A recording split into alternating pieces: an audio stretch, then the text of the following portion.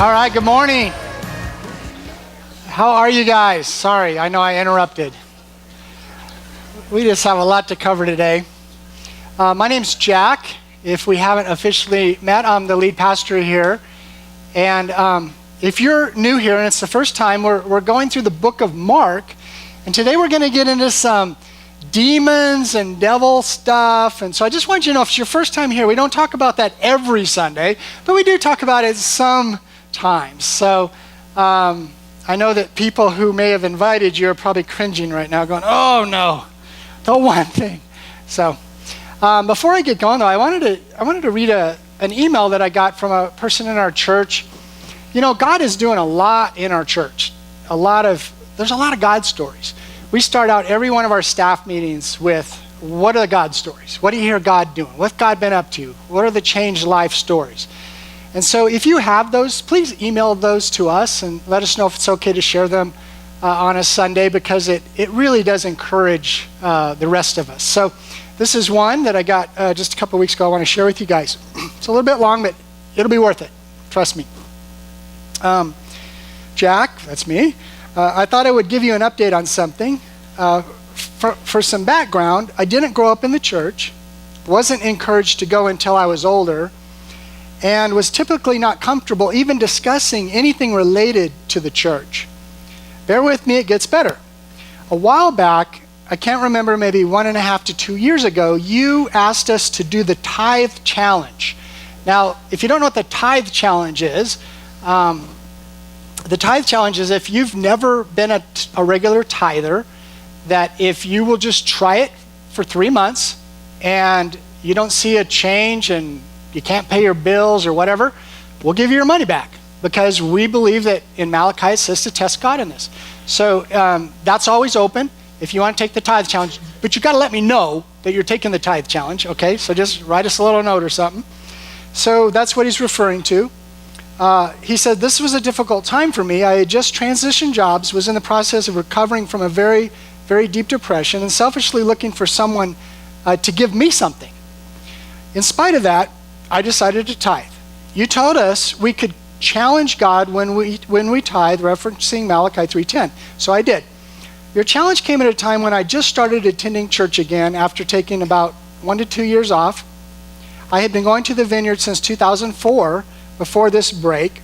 After a few months of tithing, I didn't notice anything remarkable, but I did notice that my depression was going away, and I was able to smile and laugh at things. I went from occasionally having one good day in a month to having only 1 or 2 bad days in a month.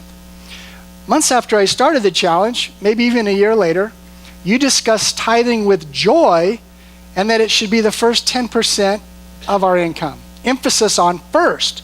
I thought, okay, he's lost it. You guys have been there, right? Sitting there thinking, I've lost it, right? How can you tithe with joy?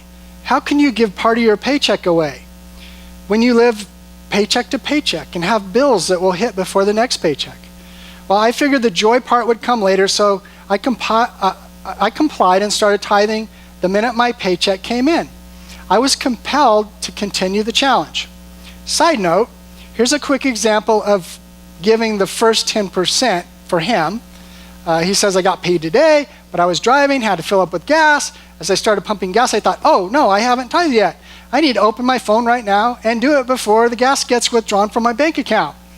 Before you think I'm crazy, I know that there's probably more important things to God than ensuring my tithes hit the church account before my gas debt is withdrawn. But it's the intent that counts, which is what I can see now. Back to joy. I've been a faithful tither. I haven't seen the joy performing thing until about 3 months ago. When I picked up my phone to tithe, I was excited to send the money. I couldn't stop thinking about how my money was going to be spent furthering God's kingdom. I thought, that's weird. Why am I excited about this? But I was. I decided not to question it, as I may start regretting my joy. Nonetheless, my joy continues with each tithe. To bring you up to speed, there are things that have happened in my life since I started tithing. My depression is gone. My income has increased by 50%, which included 2 promotions. My wife landed her dream job 1 mile from home after going through a grueling process of certification and being unsure if she could even get a job nearby. My wife's income was increased by 150%. I regularly receive unexpected income from work and a variety of other places. In fact, the first time I received unexpected income, it was after I started tithing, was from an insurance settlement that I knew nothing about, which came over to over $3,000. My depression is gone. I know I mentioned it before, but it's important enough to mention again. I've been given inspiration and motivation to do things that I never thought I'd be able to. I ask for bold things and get them. I ask for more and get a little scared when I get what I ask for, but adjust quickly and ask for more. I think my wife is more scared than I am at this point if I continue asking for bold things. My relationship with my wife is better than ever. My relationship with my children is better than ever. My relationship with God is better than ever. I understand that people can be demanding. As a police officer for more than a decade, I can assure you that I understand this. However, it's nice to hear something good from the demanding people every once in a while. This is my good news that I have to offer to you.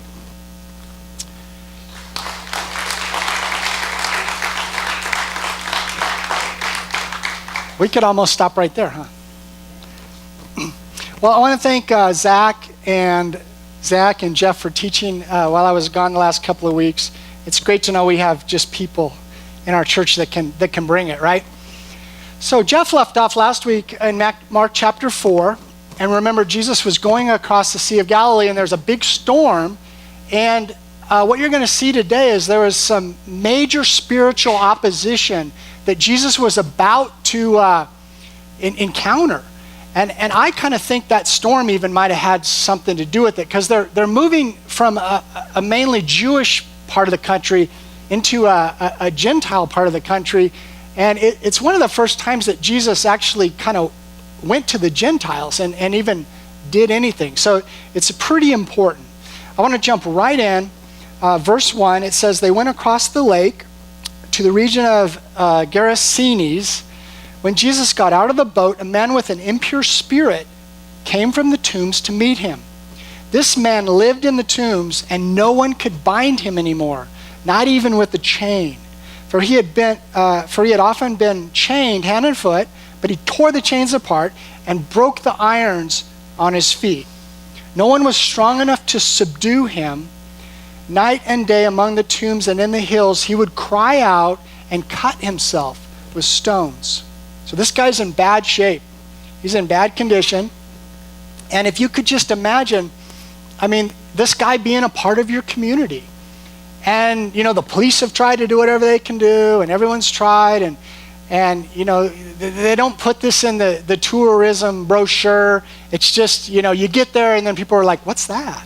What are those noises? And they don't go out there at night. It's just, it would have been pretty amazing, and everyone would have known about this guy. And so as soon as Jesus is almost there, verse 6, when he saw Jesus from a distance, he ran and fell at his feet in front of him. He shouted at the top of his voice, "What do you want with me, Jesus, Son of the Most High God? In God's name, don't torture me." Now remember a few weeks ago, we were reading about a demon that showed up in church. And that demon referred to Jesus, I think, check my math, but I think he referred to him as servant of the Most High God. So this is pretty incredible that this demon recognizes Jesus, and he recognizes Jesus' power and his authority as Son of the Most High God. There's a place where James tells us that, just believing in God is not enough. Even the demons believe in God. So there's more to this thing than that. We have to put our trust and our faith in him. So what a scene it must have been. I don't know why people who are demonized scream at the top of their lungs, but this guy's doing that. And it says in verse 8, for Jesus had said to him, "Come out of this man, you impure spirit." So he doesn't come out right away. This demon wants to negotiate a little bit, like teenagers. wants to try to negotiate. He knows he really has no option. He knows he has no choice here. He has to submit to the authority, but he starts to negotiate just a little bit. And if you look at the Greek, it's kind of like what do you want with us? Like, why are you're it's almost like you're early, like we know where we're headed.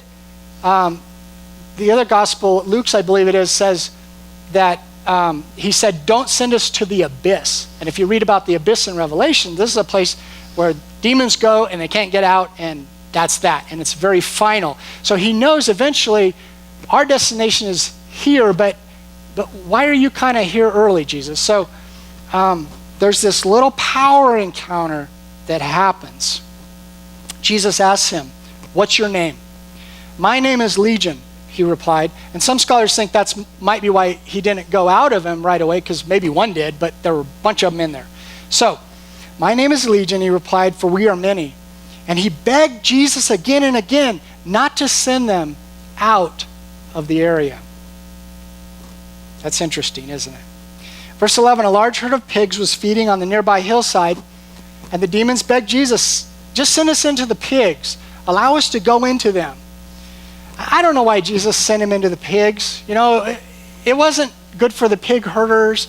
I've heard a lot of different takes on this. Some of them pretty ridiculous, like, you know, Jews didn't eat pork, so Jesus didn't like pigs and all this. I don't know.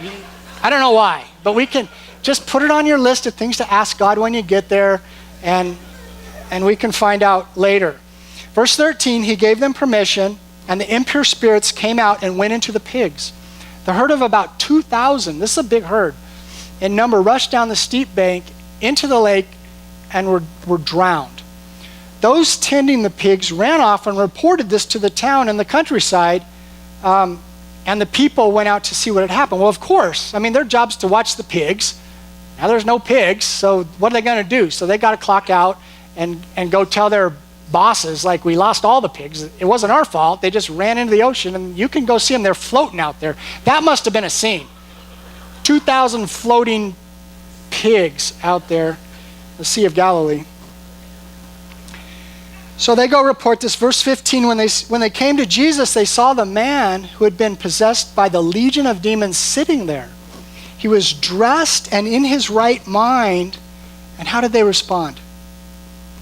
They were afraid. They were afraid. I don't know why they were afraid. They were afraid.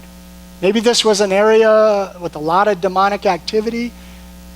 They obviously recognized Jesus' power, because this guy was the biggest, powerful, baddest, ugly, nasty dude they'd ever seen. And now he's sitting there, fully dressed, in his right mind. Completely delivered. So verse 16, those who had seen it told the people what had happened to the demon-possessed man. And even this, let me just say, this is kind of a Vineyard thing, but this word that's used for possessed, we like a word that we use called demonized, because there's different degrees of demonization, from just a little bit to a lot.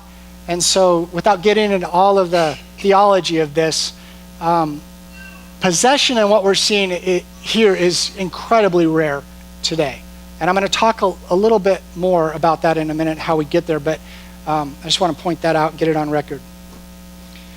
Then the people began to plead with Jesus to leave their region.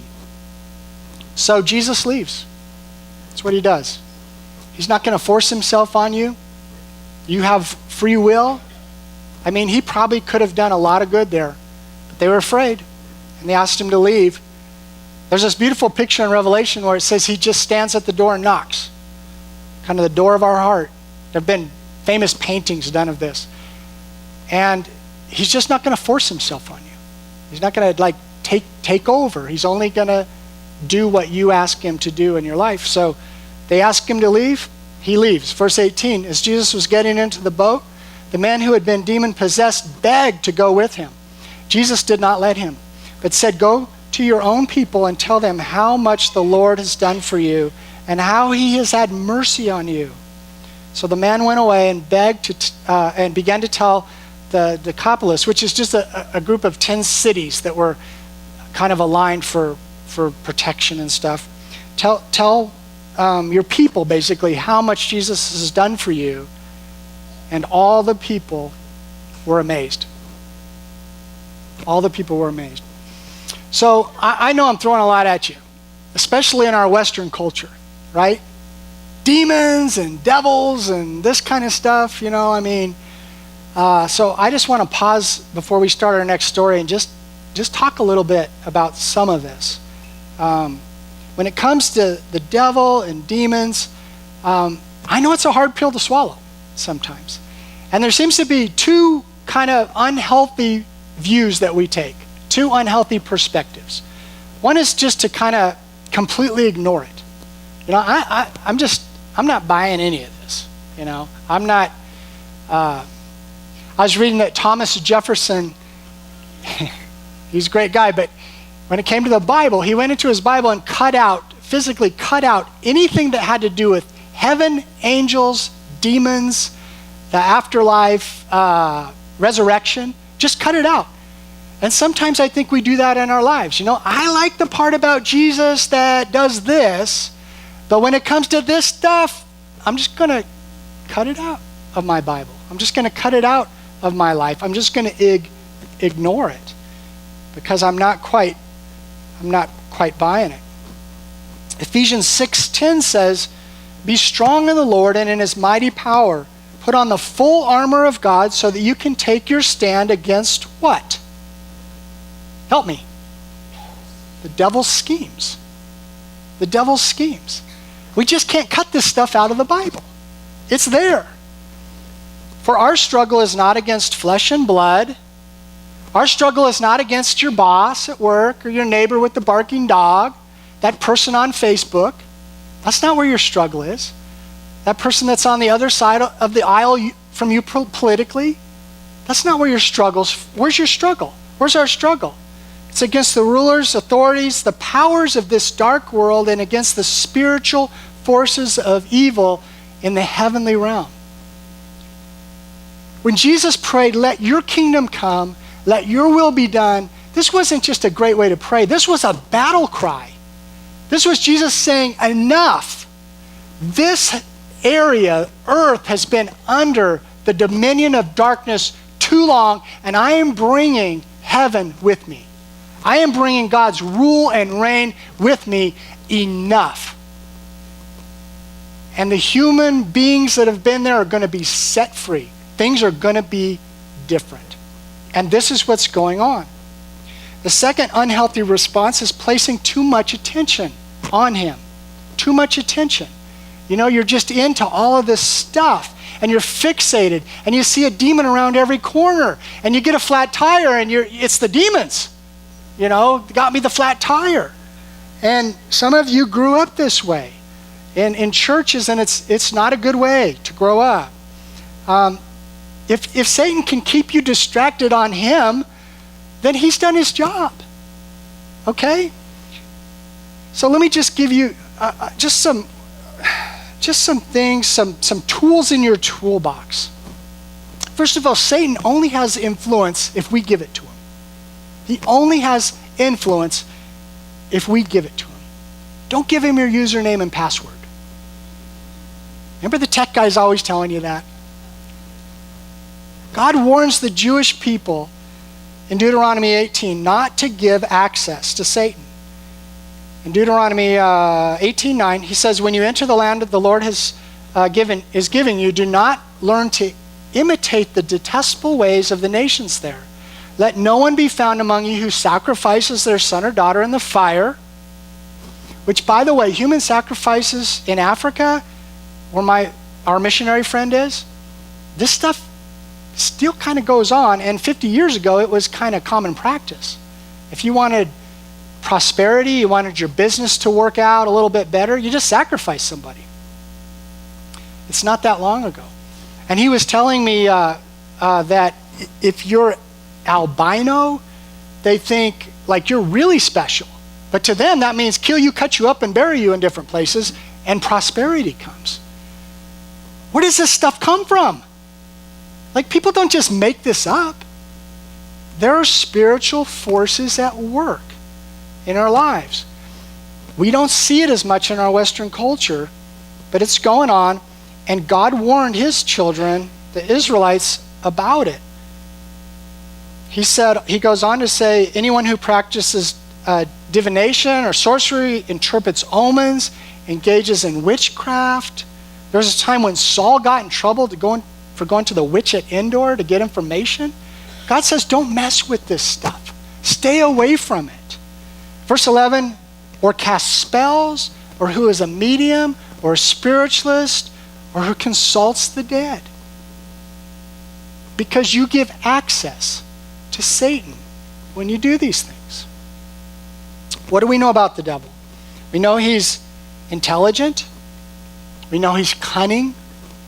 We know he has a plan. He's well organized. He has a strategy. He has a lot of workers that help him. He's able to exert influence, but not to control. So he tricks and he entices. We know that he is evil, just pure evil. Other words for evil are wicked, disgusting, perverted. The devil is a personal spiritual being who is in active rebellion against God and has the leadership of many evil spirits. So what are his tactics? I mean, don't you think if we have an enemy, we should kind of know our enemy? Well, here's a few if you're writing, taking notes. Tactic number 1, I've said this before, it's in John 10:10. He comes 3 things: to kill, steal, and destroy. That's his main strategy. Kill, steal, and destroy. Every part of your life, every relationship you have, if you think he's got something good for you, it might look good in the beginning, but at the end, this is his final thing for you. Kill, steal, or destroy. Number 2, he comes to blind spiritual eyes. To blind spiritual eyes. If he can keep us focused on things that are not spiritual, he can keep us distracted from the one who gives life. And Jesus said, Satan does this, but I've come that you might have life and have it to the fullest. Number 3, he sows doubt. He sows doubt. He wants you to start doubting your faith and doubting God. We saw that tactic when he was dealing with Jesus in the wilderness. Sowing doubt. God's not real. Come on. Created everything. Come on. You came from a monkey. Just look at your brother. I mean, starts to sow doubt. Tactic number 4, the devil tempts us. He doesn't make us do stuff. You can't say the devil made me do it. But he does tempt us. He plants seeds. He plants ideas. He studies your behavior. He knows when you're vulnerable. And then he'll just dangle something out. And the problem is that we give him access. We give him access. Violence is a place that we give him access. What are you watching? What video games are you playing? There was a time in my life when I got serious about following Jesus in college, and I just had to stop watching horror movies. It was just like, this isn't helpful. I'm waking up at night. I'm hearing things in the house. I'm sleeping with the 30-06 next to my bed. It wasn't good. I'm giving him access through violent things. Witchcraft. Pornography. Pornography is a major tactic that he uses today to gain access. A New York Times article, this was a few years back, but stated that the porn industry generates more than professional baseball, football, and basketball combined. It's a major tactic that he uses to gain access into our hearts and into our lives. And he tempts us with things that seem fun at first, but in the end they kill, they steal, and destroy. And number 5 is he just flat out lies. He flat out lies. He doesn't play by rules. He doesn't play by any rules. He flat out lies to us. He whispers lies to us. God doesn't love you. God's mad at you. There's no place in God's family for you. After what you've done, after where you've been, hey, try this, it won't hurt. Try this, it'll be fun. Hey, have an affair. You deserve to have your needs met. Everyone's doing it. So how do we defend ourselves? Well, first of all, stay alert. Don't be freaked out, but stay alert. Be alert. Bryce is in Taiwan. Our son Bryce is in Taiwan right now on a short missionary trip. And I texted him at the airport and I just said, Bryce, be alert. Keep your wits about you. Not everyone on the planet likes Americans, okay? I found this out traveling. It's not like, hey, American, we're here, you know? So be alert. And he said, yeah, Dad, they gave us like 3 hours of whatever, you know. But stay alert. Number 2, focus on Jesus. Focus on Jesus. Spend your time doing kingdom stuff. Fill your mind with kingdom stuff. Fill your heart with kingdom stuff. I read once that bank tellers, the way they spot counterfeits is not by studying all the different counterfeits out there. It's by studying the real thing. You study the real thing. And then when the counterfeit comes across your desk, it doesn't look right. Something's not right. And you just know. You just know that's not right. Close any access points. Change your password. I heard a story about a guy who, he kept getting rats in his house. You ever lived where rats are? We don't have rats around here. In Mozambique, there's rats, big rats. And I don't like rats. And so these rats kept getting in his house. He couldn't figure out where the rats are coming from because he had, made sure the front door was tight and the back door was tight, and he checked all the windows and everything. These creepy rats kept ending up in his house.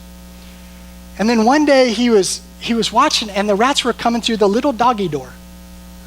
He had just a little point of access that he had left open for these rats. It happens to us. We feel like, hey, I closed this off and I got this going, I'm going to church, I'm in my small group and I'm worshiping God and I got all this, and you got this little access point, this little doggy door that the rats are running in and out of in our lives. Close all the access points. The next thing we need to do is keep this in proper perspective. Jesus is so much more powerful than Satan. So much more powerful. You have authority to do the things that Jesus did in his name. Angels outnumber demons 2-1. The Bible says that Satan took 1/3 with him. That means 2/3 are still in heaven. I mean, if you're a math person, there you go. Satan and God are not even close in power. They're not even close. Satan is a creation of God. He's a creation of God. God can end Satan any minute if he wants to. He can end him. They're not even close in power. Satan is not omnipresent like God, meaning he cannot be everywhere at the same time. He's restricted and confined to time and space. He's not omniscient, meaning all-knowing. He doesn't know your thoughts like God, but he is cunning and he observes us, but he doesn't read your mind. And Satan is not omnipotent. His power is limited. His power is limited. He can't control you unless you give access to him. So here are 4 D's about Satan to write down if you're taking notes. He's defeated, he's disarmed, he's demoralized, and he will ultimately be destroyed. Okay? Hasn't happened yet. Remember, we're living in this period, this kingdom time, this kingdom tension of the now and the not yet. We have parts of the future, but we don't have all of the future.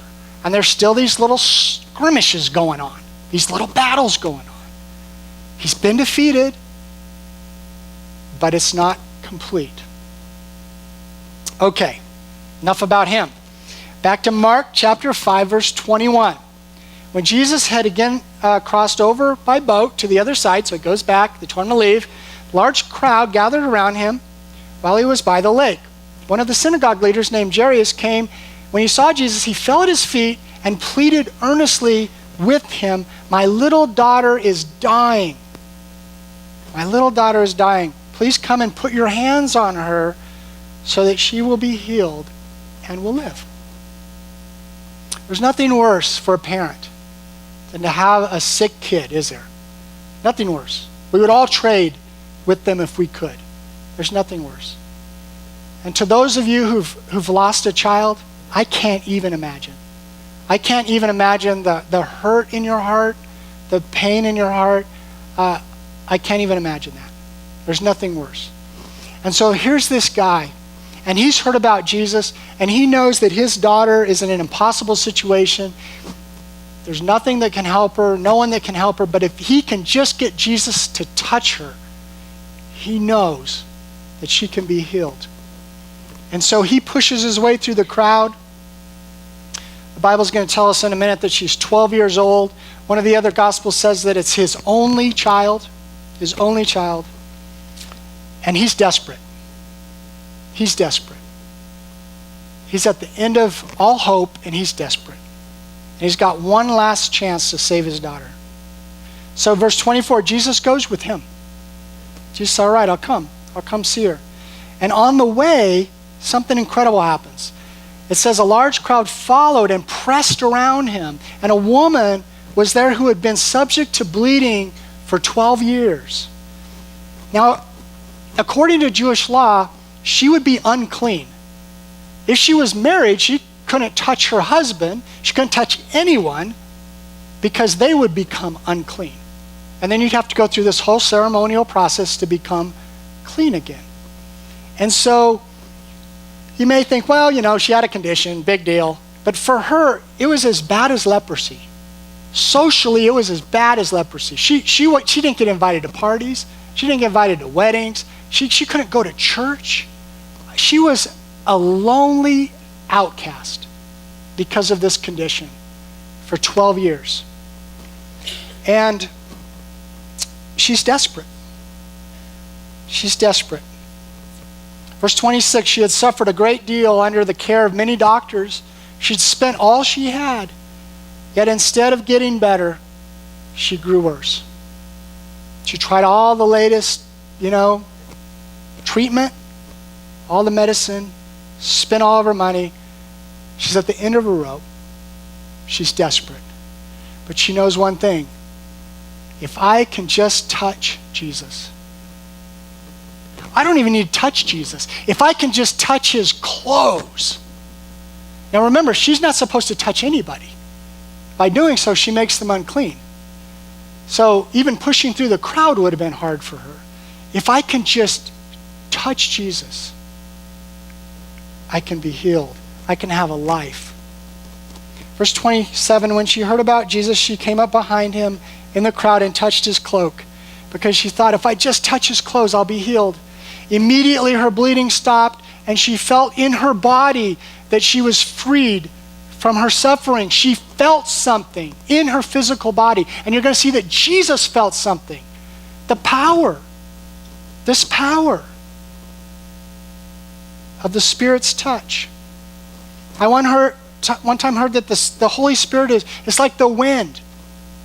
We can see what's going on, what the wind does, but we can't see the wind. But then sometimes you're out in the wind and you can feel the wind. You can feel the presence of the Holy Spirit. Sometimes you feel it. Sometimes it's during worship. Some of you can point to a time back in your life when, man, the Spirit touched me. Jesus touched me. Maybe it was when someone prayed for you, or maybe it was in a quiet moment. 2 weeks ago, we got to visit Bryce at Bethel Church, where he's an intern up in Redding, California. And we went with him Sunday morning to he's at a little campus in an old theater downtown. I say little, there were 1,000 people in there. And they're expressive in worship, like us. Very much like us, actually. I noticed there's kind of a sway going on. I noticed that first service during worship, just kind of a little sway, they're a little bit expressive.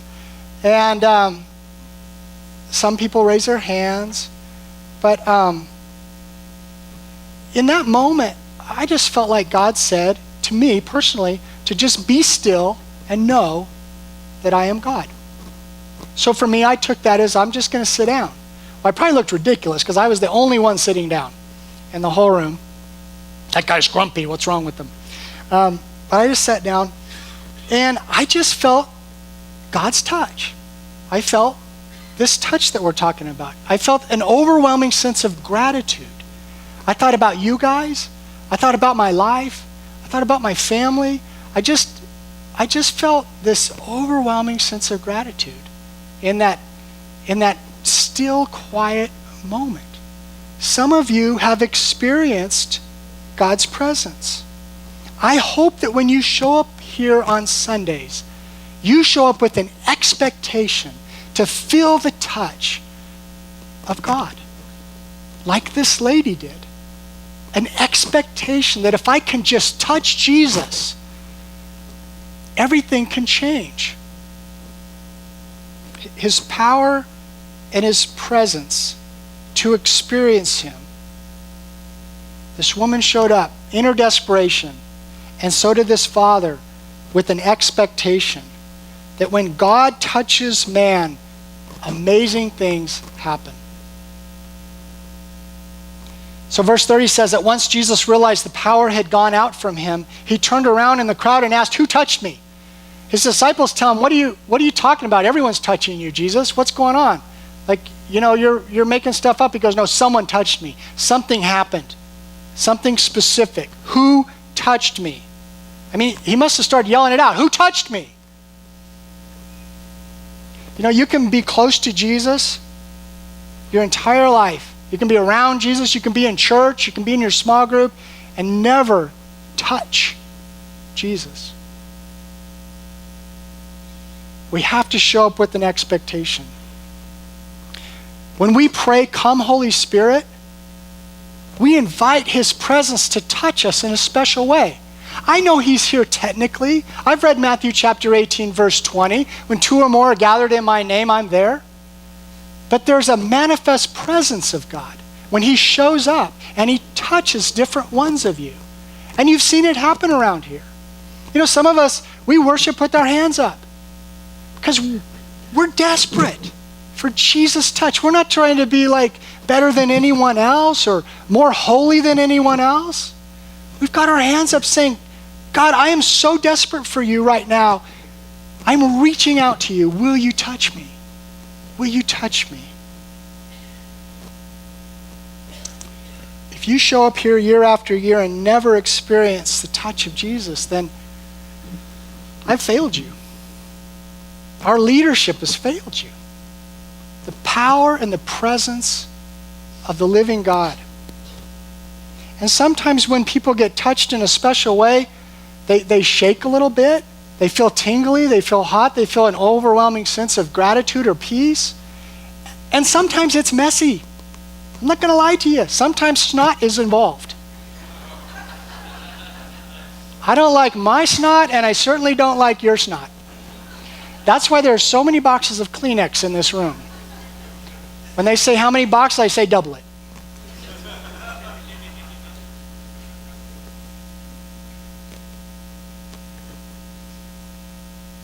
When God's Spirit touches yours, like this woman's, you know that something's different. You know that something in you has been healed. You know that kingdom territory in your life has been reclaimed by Jesus' touch. Verse 32, but Jesus kept looking around to see who had done it. Then the woman, knowing what had happened to her, came and fell at his feet, trembling with fear. She thought she was in trouble. She's not supposed to touch people. Certainly not the Son of God. He didn't care. He touched the demon-possessed guy. He touched her. By the way, demon-possessed guys are unclean too. He didn't care. He was impressed.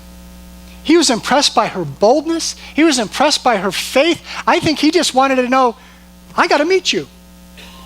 I got to meet you. I'm so impressed. I mean, she had the attitude that I am going to touch Jesus no matter what, and I'm going to get healed. I don't need an appointment. I don't even know my name. I don't need any of that. I'm just going to brush up against him, touch his clothing, and I'm out of here and I'm healed. And he was impressed by that level of boldness and that level of expectation and that level of faith. And that's what we have to enter into the presence of God with if we ever want to experience his empowering presence. Faith and boldness. Verse 33, then the woman, knowing what had happened to her, came and fell at his feet and told him the whole truth. He said to her, daughter, one translation says, little lamb, your faith has healed you. Go in peace. Go in peace and be freed from your suffering. Her life has changed forever. She was desperate. Impossible situation. No one on this planet Earth can help me but Jesus.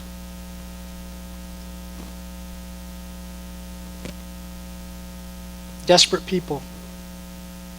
A desperate demon-possessed man, a desperate lady with a health condition, and now a desperate father.